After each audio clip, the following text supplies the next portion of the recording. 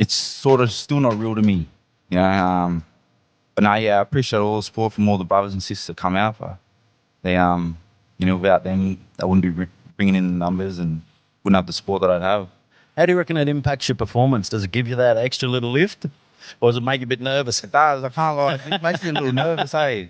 Especially leading up to the fight. It's like, you don't want anything to go wrong. And, they're all there. And I suppose those are the sort of thoughts that come into the mind. But it's definitely a confident booster. Just, get out there and get it done. Welcome to the No Limit Boxing Podcast. We're joined by a very special guest today, Dharringarra Trewhella. Well, welterweight young gun on the way up. Thanks for coming in today. No, thank you. Having a yarn. First time on a podcast? First ever time. Good. I'm glad that we've got you straight on this one then. One of the rising stars in Australian boxing, put on some great performances of recent dates. Your last fight was at Hoops Capital with us. Yep. And another great performance with you. How was that one for you? Yeah, it was great actually. Every fight for me, I've just been learning, especially after my third one. Then, I've taken a lot from it and implemented it into my training. So, yeah, I'm just noticing that I'm improving every fight. Now, given that it is your first time on a podcast, probably the first time that a lot of people are going to get to see and hear from you and learn a little bit more about your story. So tell us a little bit about your story, who you are, where you're from, and how'd you get to where you're at right now? So pretty much, I was born and raised out southwest Sydney. Grew up around Aids, Ambervale, Rosemeadow. Born and raised out there. Pretty much me and my old man, we'd moved around from about six years old onwards. We'd just been moving around. Got into primary school. Got into a few fights back in the day.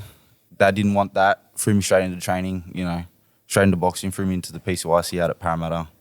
And then pretty much since of the age of 8, 9, I've been pretty much boxing full time. Just heading at discipline and yeah. How did you find that? So, I hear a lot of great stories about people that were on bad paths that, you get into boxing and the discipline takes you away from the street fights, from the trouble. Yeah, definitely. It's also like, just, being a boxer and, fighting in the streets, it's not a good look. You can get in some serious trouble. And I think I learnt that at a young age because of, fighting around and seeing what I could do and what I was doing. It was just, it's not worth it. You know what I mean? So it was best to do it, be positive and do it all in a positive way, I suppose. And yeah. Well, you must be a pretty hard trainer, because one thing that I've always noticed about you is you're always in supreme shape. I know the boys always talk about when you rip the shirt off, you look like you're ready for a bodybuilding contest. You must be ripping in with your training. Yeah, definitely. Just like today, got my morning run in straight after this. Get my second session out, and yeah, that'll be my whole camp for the next 6-7 weeks. Growing up around Aids, around Campbelltown. A lot of big blokes out there. A lot of people out that way. What sort of sports did you play on your when you were a kid? During school, a little bit of rugby league.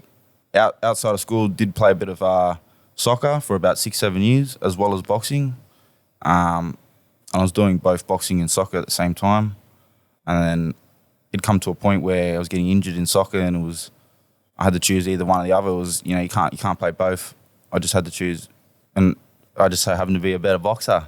So, and I love the sport, obviously, and I just had to step away from soccer, and which I do love. Yeah. I do love playing with mates in the weekend, and whatever it may be. But yeah, so step aside and.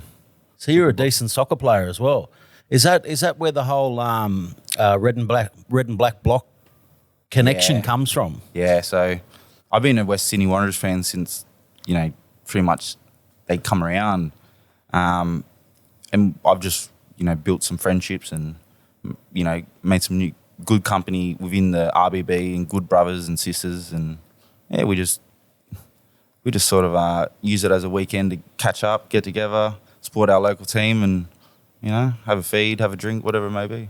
Now, one of the coolest things that I've seen at one of our fight nights, especially at the our Hoops Capital fights, they're made for TV shows, so they're not usually for a big crowd or a big turn up. But I remember for your fight, I just seen this big stream of people rolling in. I figured they were with Danilo. I thought, oh, this must be all the Italian support for Danilo, and all these dudes rolled in, and then next minute they were so vocal the whole time. You're walking out and they're standing up and going nuts. It was a really cool experience for me because it was unexpected. Yep. So they're in your corner now. They follow you everywhere. Yeah, it was very unexpected, especially because I was upstairs and spoke to Tony. I go, Tony, can you hear that? And it was a bit muffled. We couldn't really hear what they were saying, but it was chanting. I go, nah. You know, I wasn't expecting many numbers. I was expecting, you know, maybe, let's say no more than 30. I pulled through. Yeah. Got a few numbers and, yeah. I reckon they were at least 100 deep and loud. Yeah, it was unexpected, definitely. Yeah, no, it was really cool, and it was a shock for us too because I didn't realise they were there with you, but now I understand the whole connection. You're RBB through and through, yeah. Mm-hmm. So what's that like for you? The supporting the Wanderers and that whole experience. It's good. It's the atmosphere is something else. You know, just being around people that all are there for the one thing to support the team, get them over the line, and you know, us, you know, chanting and being behind them is like, you know, just showing them that we're there to support and we're there as Western Sydney as a whole, you know, as a community. And they've tasted a lot of success too, right? Yep. Yeah, in the early years they have, yeah, but they're coming back. Trying to. And so you've been on that side of it as a loyal Western Sydney Wanderers supporter. Mm-hmm. How is that for you now then when you're the main act, when you're the guy stepping into the ring and looking for that same support? Yeah, it's also new to me, like, you know, having a fan base and having people coming to support, and yeah, it's sort of still not real to me, you know. But no, yeah, I appreciate all the support from all the brothers and sisters that come out. They, you know, without them, I wouldn't be bringing in the numbers and wouldn't have the support that I'd have. How do you reckon it impacts your performance? Does it give you that extra little lift? Or does it make you a bit nervous? It does. I can't lie. It makes me a little nervous, hey? Especially leading up to the fight. It's like, oh, you don't want anything to go wrong. And, you know, they're all there. And I suppose those are the sort of the thoughts that come into the mind. But, no, it's definitely a confident booster. Just, you know, get out there and get it done. Yeah. Especially having them behind you. And so bit of sport growing up, you had your soccer, you had your boxing. At what age was it that you really decided to knuckle down with your boxing? I'd say probably 11, 12. So from when I started to the age of 14 until you can fight, I'd just been training and just been years of it, getting the rounds in, travelling, getting the sparring in.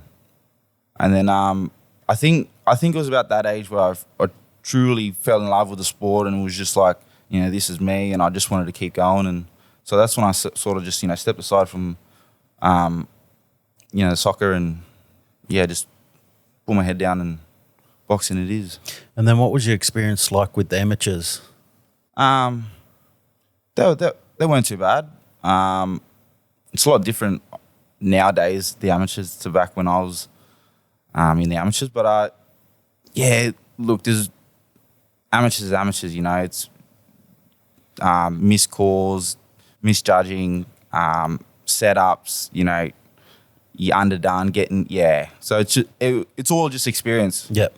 Yeah, I didn't enjoy the amateurs, maybe in the early stages, but later down in the track, I just wanted to make money from it, and it got to the point where I was like, you know, I'm seeing the same faces, fighting the same people, doing the same things, you know. After 3 consecutive New South Wales state titles, fought in the Aussie titles, runner-up,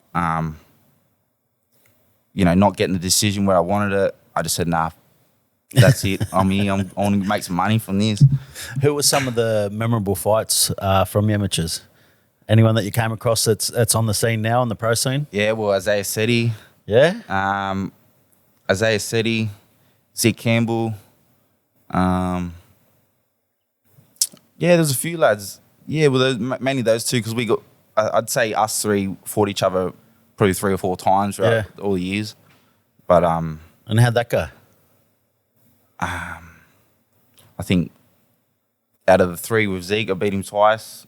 Same with Seti, I think twice. You're right. Geez, I tell you what, they'd be entertaining fights. Yeah. I really like both of them as fighters too. I think they're both very entertaining. Yeah, definitely. Jeez, yeah, we missed out on some crackers there. Yeah. But no, yeah, we've all been in the New South Wales squad together, so we've all pretty much come up together since young. But yeah. And then the decision to go pro, was that a tough one, or that's something that you've been wanting for a while? I'd been wanting to do it for a while. It was just a matter of where I was at the time. You know, I wasn't, fully committed. I was just had a bit of stuff going on. So it was a long 3 years of where I wanted to go pro, but I wasn't doing enough to officially just sign the papers. Let's go. So for 3 years there, we'd been training, but not, doing the things that we needed, or just I suppose just not doing the. I had to take the time to build. Yeah. And from an amateur to a pro, it's a big step up.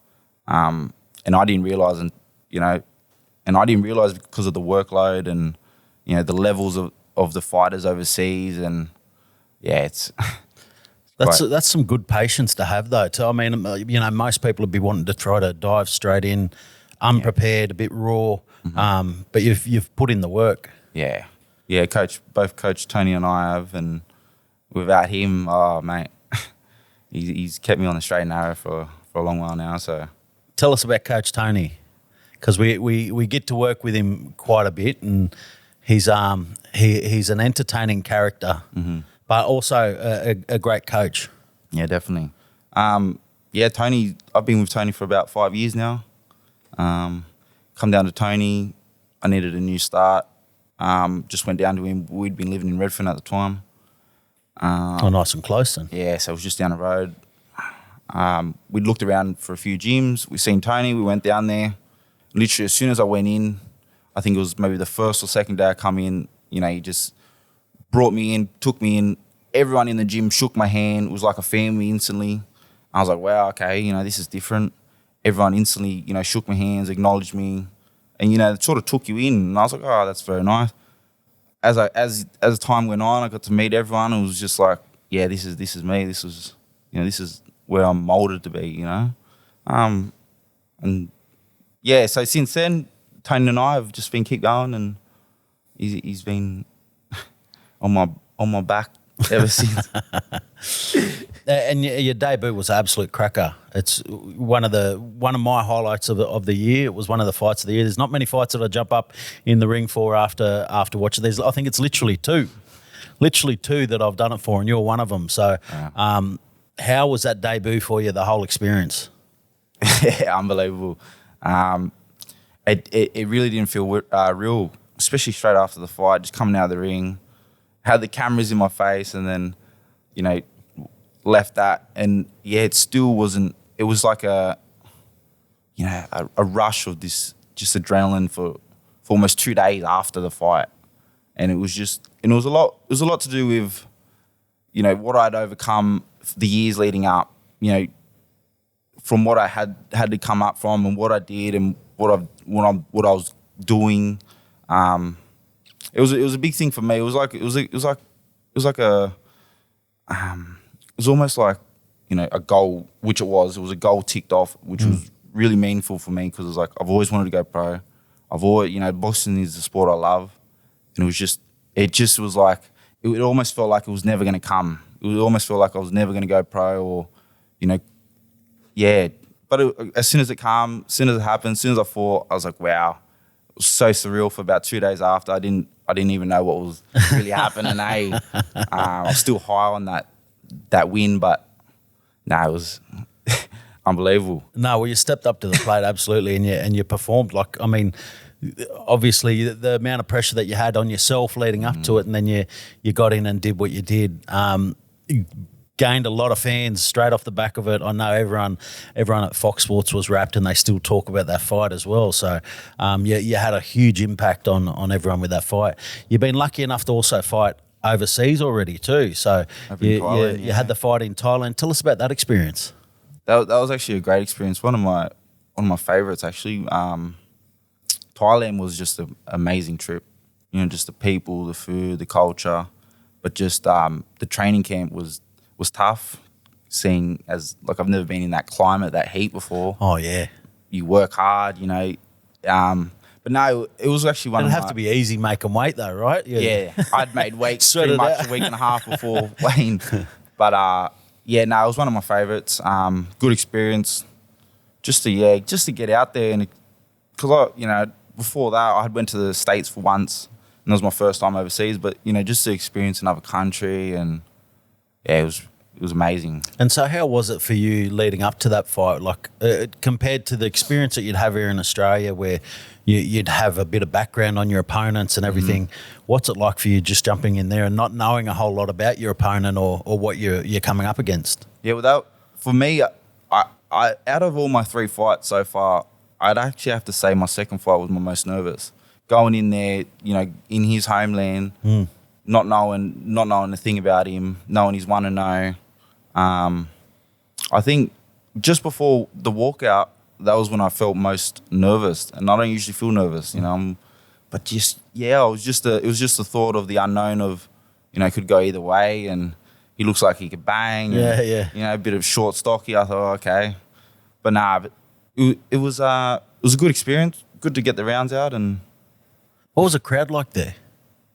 It was sort of like how would you describe it? Rowdy or like a club sort of arena sort of thing. It wasn't so rowdy. I think a lot of it was more televised. Yeah. I think it was, I don't know the numbers, but they said something about it was on live television over in Thailand and stuff. But so you might be big in Thailand right now too, and you don't even know. Don't even know. And so that was one great overseas experience that you've had. Yep. You've also been lucky enough to head over to the US and get some training in. Yeah. How was that experience as well? Yeah, so the second time, which was just recently, I come back before my March 20, my third professional fight. I was over there for 5.5 weeks. Wow. Spud some absolute beasts, Kid Kansas, Jose Cepeda, Frank Martin. A lot of these lads have, 20-plus fights. Frank Martin fighting Tank now? Ryan Martin, my bad. Martin. Frank Martin. Yeah, Ryan Martin, he fought Josh Taylor for some belt. But yeah, I was just getting lots of rounds out over there, and just a level, just a level of competitiveness and how much they work and how hard they work. It's a good eye opener for for us, like for me as well, to see that and just say, okay, this is what I have to. This is the level I got to be at. If I want to be the best, this is what I got to do. And to be surrounded by them and to even just to know that I'm holding my own and doing well against these, is enough to just say, okay, yeah, you're where you need to be, sort of thing. So they were the biggest things that you're able to take away from that experience, and are you putting that into place back over here too? Definitely, yeah. Coach and I have been speaking every day. We always, going back on stuff that we did overseas and saying, yep, this is what we're going to implement in this session. This is what we're going to do in this session.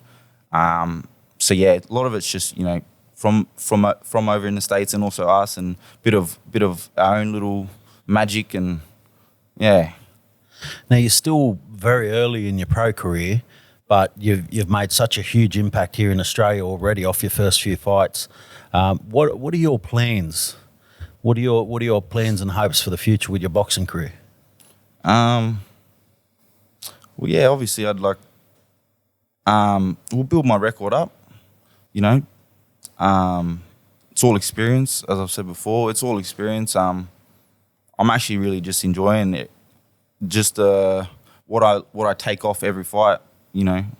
After every fight, I've been learning, and which has been more enjoyable. Where it's like, okay, yeah, wow, I didn't know I could learn this, or I didn't know I could do this, and So it's been real enjoyable. So what was the question, bro? No, we're just talking about where you want to go with your career. Right, yeah, where I want to go. What have you got high hopes for it? You want to go to the top? Like what? To the top, yeah. I don't know. I want to eventually fight the best. I want to, fight. I want to become a world champion. Fight for the world titles. I want that green WBC. If I could, I have a couple more, but I just want to fight for world title. Do it for both me, my family, my team that's around me. But yeah, just straight to the top, Yeah, I love it. So, what is your biggest motivation in boxing? My two little siblings. Yeah, I'm doing it for them. They're my little brother and sister. Little sister just turned, it's her birthday today. Happy birthday. Good. She's 9 today. Little brother's 11. Yeah, I'm doing it for them, just so they can have someone like a role model that they can look up to say, well, brother could do it, I could do it, and they love the box as well, so they're always in the gym with me. But they'd be, I'd say they're a couple of future stars coming through too. Maybe not boxing, maybe soccer players, runners, who knows. No, it's good. I think you're laying a really good path for them and setting a really good example so far. And the welterweight division in Australia, there's some really quality fights. We actually talked about a few before. You talked about how you fought Zeke in the amateurs, and he's a guy who's lighting up the welterweight scene at the moment too. So there is some really good fights still out there in Australia. Is there anyone in particular that you've got your eye on? No one in particular. No one in particular. I did see. I watched a couple of rounds of Marco Romero there on the weekend. I didn't have to see enough. I didn't have to see much. It was enough to know. Okay. I know he's in my division. Maybe down the track, we'll probably cross paths. Definitely. But I just don't. I got to watch a bit of his fight. Hadn't seen him live. But it was nothing too spectacular. You know what I mean? I got Zeke, as you said. Zeke's got the New South Wales belt, I think, currently. He's doing well. We'll probably run into each other's paths again. Look, if they want it, they can get it. But look, as of now, I'm going to couple more fights, build my record, and then, we'll go from there, I guess. You got I think there's like Joel Taylor sitting at the top. Yeah.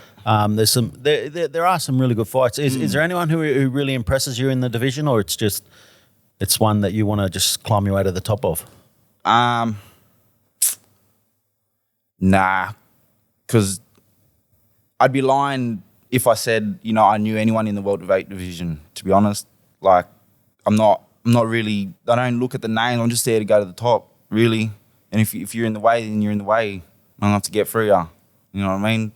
I'm not worried about none of these lads. I like it. I like it. I don't have to. I don't. I'm not. Yeah.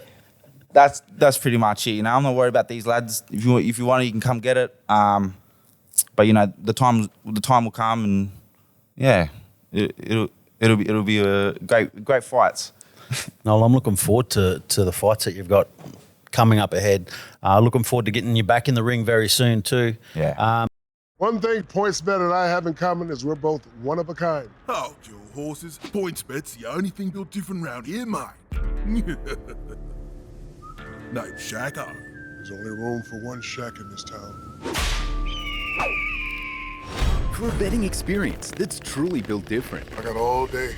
Download the PointsBet app today. PointsBet, built different. You win some, you lose more. For free and confidential support, call the number on the screen or visit the website. One thing that we've been doing here on the No Limit Boxing podcast is the PointsBet Build Different, build your favourite fighter. So thanks to PointsBet, we are going to get D-Boy to build his favourite fighter. So we'll start from the power. Who's your fighter that you're picking for power to build your best fighter? Power. Maybe like a Roberto Duran, just a hard man, just fist of stone. Yeah. Just proper, just just a hard man. Yeah, we were lucky enough to bump into him at the last fight. It was actually really cool to meet him. He's getting around a lot at the moment too. Yeah, wow. Yeah, it's cool. Speed. Maybe, what's his name? Sweet Pea? Oh, yeah. What's his first name? Yeah, that's it. Yeah. Yeah, Pernell Whitaker. Yeah. Sweet Pea. Very nice fighter. Yeah, very he's nice. a southpaw, but very quick. Yeah, wow. Can move. Boxing IQ. I suppose Mayweather. Yeah. I'd have to go Mayweather. He's smart. Yeah, definitely. Very smart. Yeah, very elusive, very, counter. 50-0, you got to be doing something right. Yeah. Jab. Jab. Who's got your jab? Maybe a haggler. Yeah, right. He had reach, I'd say. Yeah. He was also switch foot, so maybe a long reach from haggler. Yeah. Marvellous. Reach is a killer, isn't it? Yeah. Chin. Who's got the best chin? A chin, I don't know. Maybe a Mike Tyson chin. Yeah. Just It's Mike tough Tyson, as nails. Heart. Who's got the biggest heart?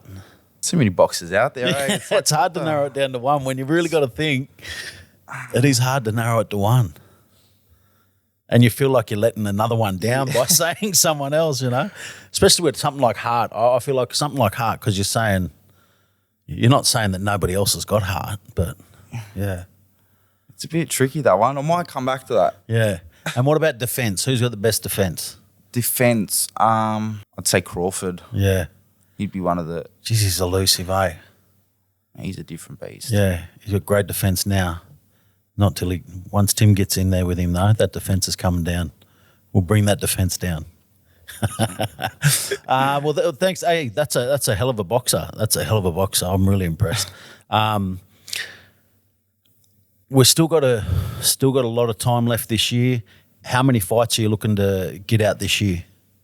Well, look, it's May now. I'm hoping to get... I'm trying to be as busy as I can because, the busier I am, the more time I'm in the gym, it's better for me.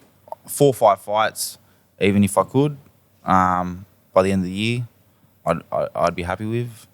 But and it doesn't matter who it is. You just want to get in, get amongst it. Get amongst it, yeah. I'm not going to pull myself out there and jump up to something that I'm not ready for. Yeah. I'm not going to fight someone that's maybe 10 or something plus fights when, I haven't even gotten 6 rounders, 8 rounders out yet. So for now, I just want to maybe the next couple of fights get the rounds out. Yep. Feel more confident getting the rounds out, and then once I'm 6 to 8 rounds and I'm confident that I can get him out and get him out of the ring, then I'll have no problem fighting anyone. Noel, I think you're I think you're approaching it really well. Like you've never backed down from anyone that we've put forward, that's for sure. And you're really building towards a nice career. Now we did say that this is your first time on the podcast. You want to get to let everyone get the chance to know you. Is there anything else that you want to share with everyone that that they can learn about D-Boy and how they can get on the D-Boy train? Nah, not much. Look, I'm respectful. I keep respectful. I'm humble. I just, go about my business. I train hard, and I guess that's RBB, Western Sydney. RBB, yeah, West Sydney through and through.